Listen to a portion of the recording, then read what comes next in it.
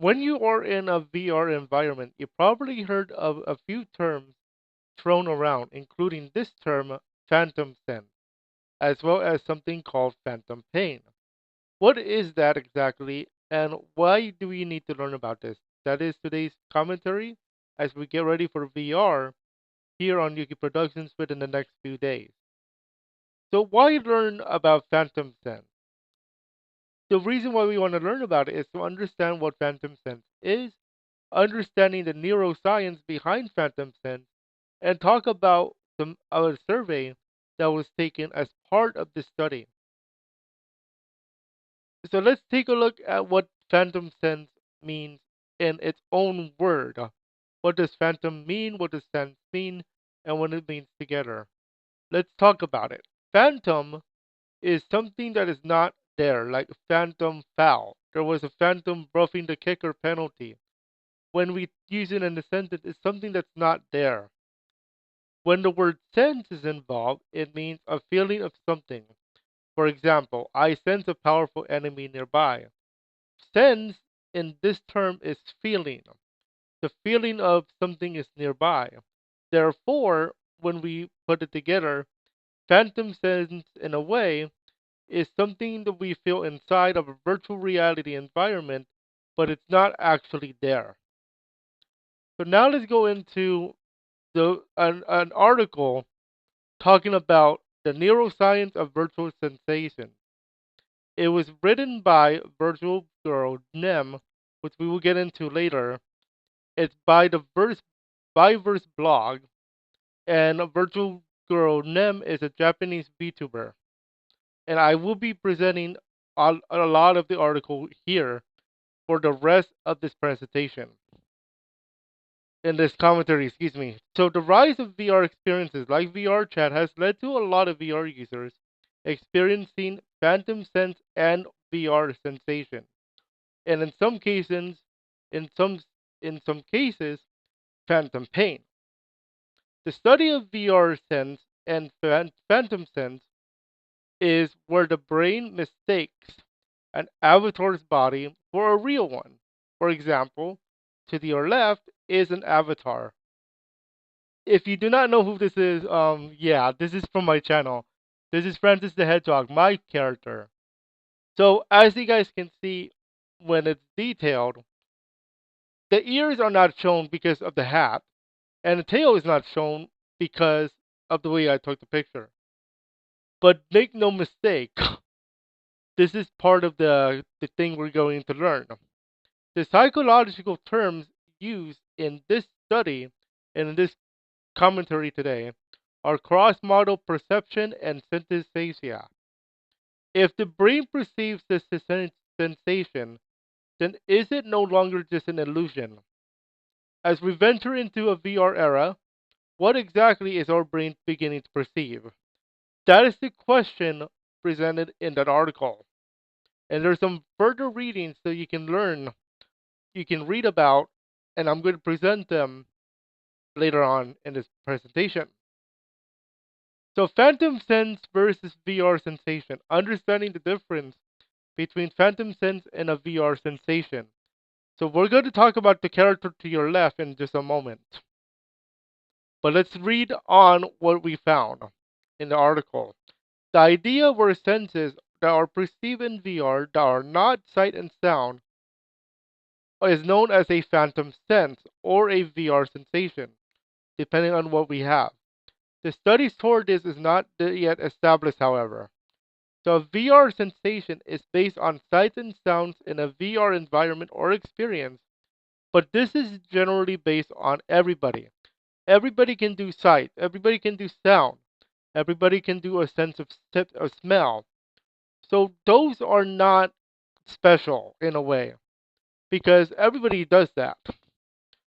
Now, when it comes to phantom sense in conjunction with phantom pain, this is something that we are going to dive deep into. A sensation as the avatars, most likely, on body parts that do not exist in real life. This is known as phantom limb sensation or PLS.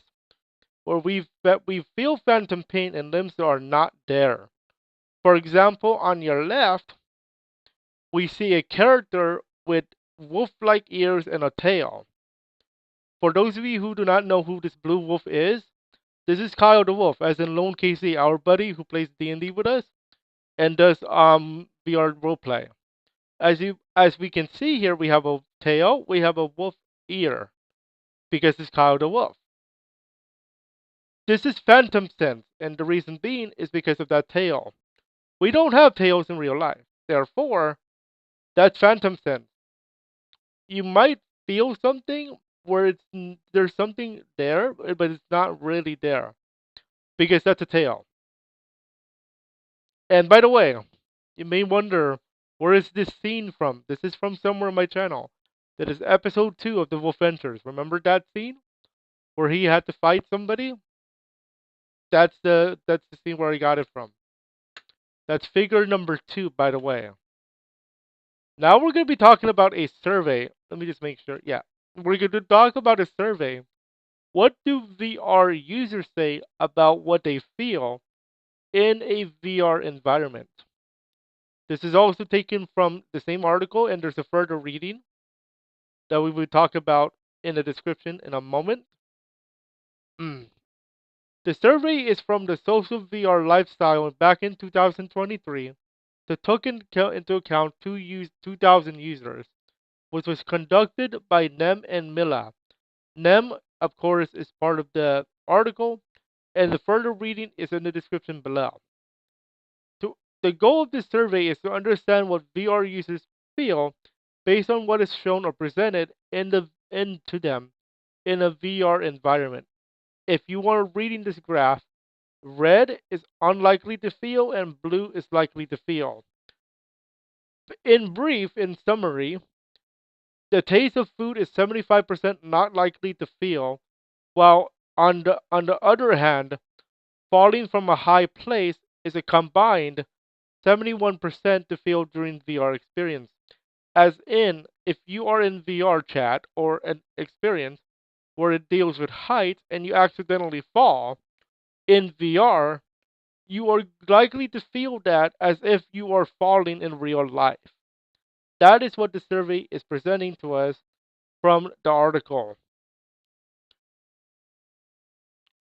What about avatars when it comes to like interaction? This next part talks about that. This is the tactile sensations with avatars. What does the survey say about VR and avatars and with phantom sense? So it's exactly the same article and exactly the same survey.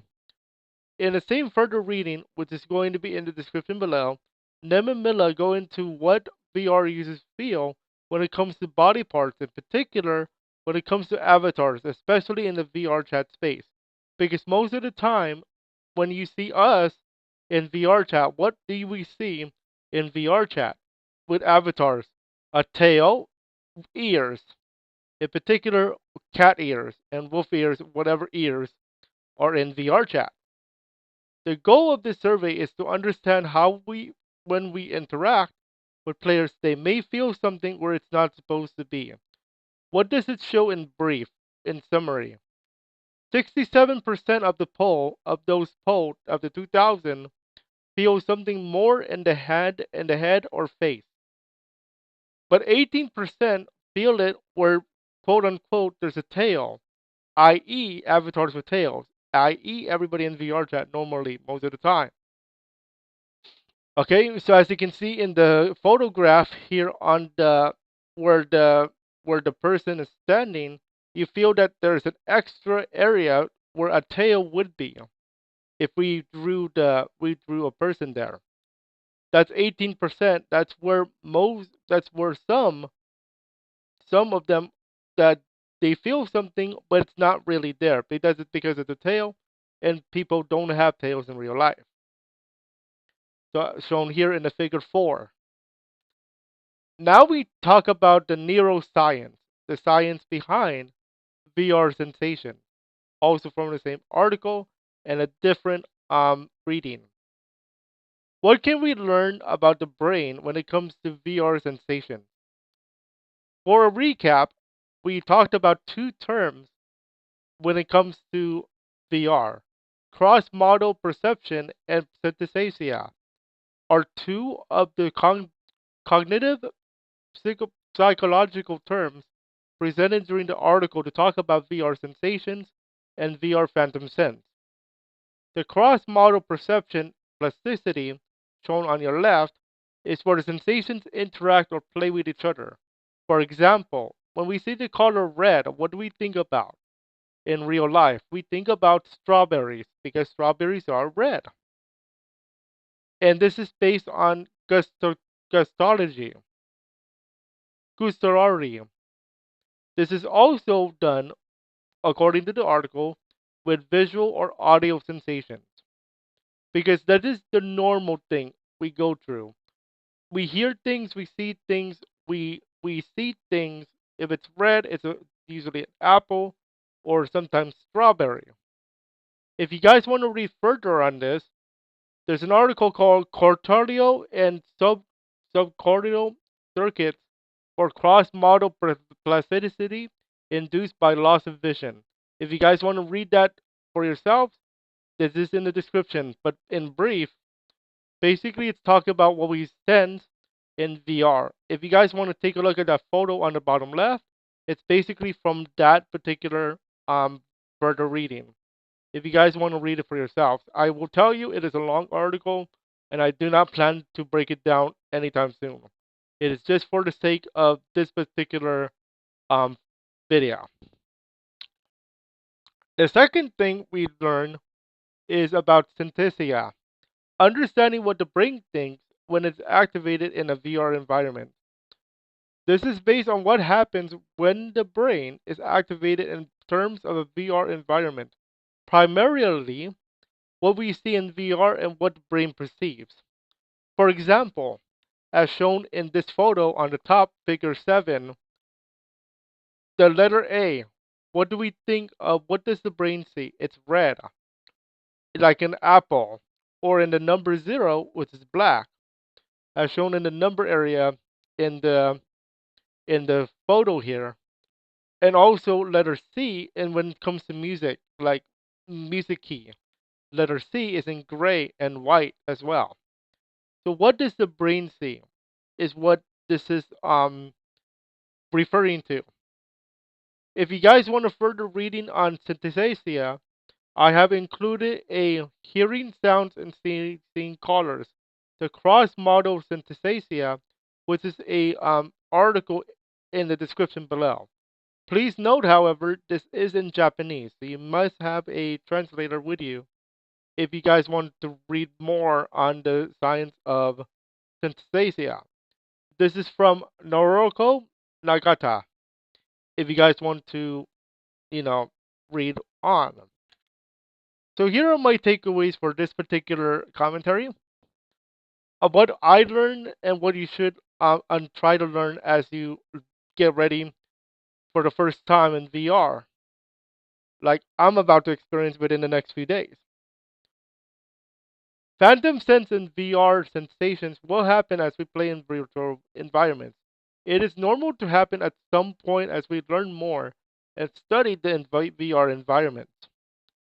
It is important to make sure we understand that we are playing in an environment with avatars with body parts that we do not have IRL, aka Phantom Sense. It is also important to remember that we are playing video games and we have to remove the headset from time to time.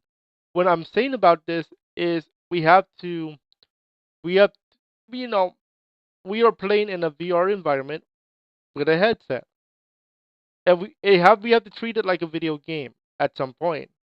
So we have to remove the headset from time to time. Okay, so keep that in mind. We have to charge it, of course. But my point here is we're playing a video game. Number three, my takeaway number three. Make sure to understand your own limitations and fears. When people are afraid of heights, try not to bring them to a high place, even in VR. This is based on the survey we just discussed a few moments ago. Okay? But let's just say that you are very new to VR, like myself, and do not know where to start. I will have a presentation at some point next week just to get you guys started. So don't worry. And I want you guys to remember this. We are learning about some stuff about neuroscience and discussion about what this is and that. But the most important thing you have to take away from this, have fun. I'm serious. Have fun with VR. This is the future of gaming and the future of experiences um in the next 10 years. I was reading an article about this um back a few days ago, back a few weeks ago with our buddy Lone Casey about this 10 years from now they said it's going to grow into a massive industry. It's just that it's not there just yet. But within the next 10 years, it should be. That's what my takeaway is that with VR. And I may break that down some point. And hopefully you guys enjoyed what you learned today. All the readings that are going to be I just discussed will be in the description below. If you guys want to read more and get into the science of VR and learn more about VR in general, not just the whole play games, enjoy experiences, take off your headset. It's more of let's learn about something rather than just play it. I'm more of the sit down, learn, adapt, and play style of gaming. I'm not just the whole, oh, play, play, play, play. No, no, no, no. We learn something from it nowadays. That's all for this one. If you guys enjoyed what you learned, hit that subscribe button, hit that like button, and remember to always roll critical hits, even in VR. Have fun.